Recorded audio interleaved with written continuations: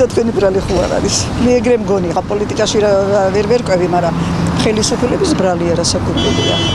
აბარა ევროპაა ჩვენი არჩევანი. ჯერ სულ ხასაბორბელიანი დავიწყოთ ჩვენ. ევროპაა ჩვენი არჩევანი. აბარა, მაროგორა, ვინ ცოტა რაღაცა გაგვეგება, წაგვიკითხია, რუსეთიც ვიცი, მოსკოვი ისე მენატრება, ისე მიყვარს, იქ დავდიოდი, მაგრამ გადახედე, ეგრე ხო არ არის არა? ევროპა რო ბევრად უკეთესია, რას ლაპარაკობ თქვენა?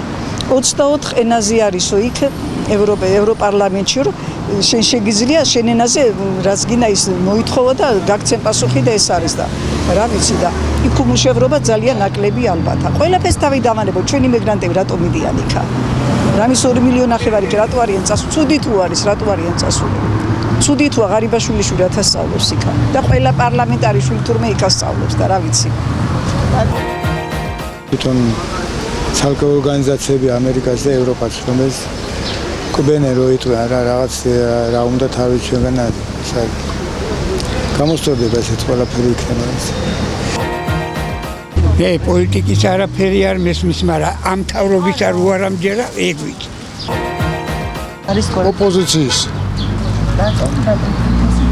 რავი, ვერ აკეთებენ საქმეს ისე როგორც წესია და მაგიტომანი მოგათებია. ოპოზიციის ბრალია თქვათ დასავლეთთან. ყველაფერი, რაც არის გაფუჭებული, ჩადიან სპეციალურად დაფუჭებენ საქმეს.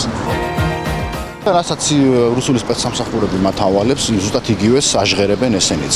ამის პირდაპირ ასევე დადასტურებაც არის, როგორ ერთ-ერთი ზუსტად წერტილ ემთხვევა რუსი პროპაგანდისტების, რუსი ასე ვთქვათ, შოვინისტების, ეს დუგინი იქნება, სალავიოვი იქნება თუ სიმონიანი იქნება, მათი ნარატივი ქართული რეჟიმის ნარატივს.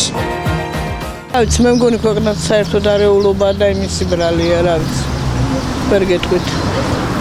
ყველგან რო სიმშვიდე იქნება, ალბათ ჩვენ ქვეყანაშიც მშვიდობა იქნება.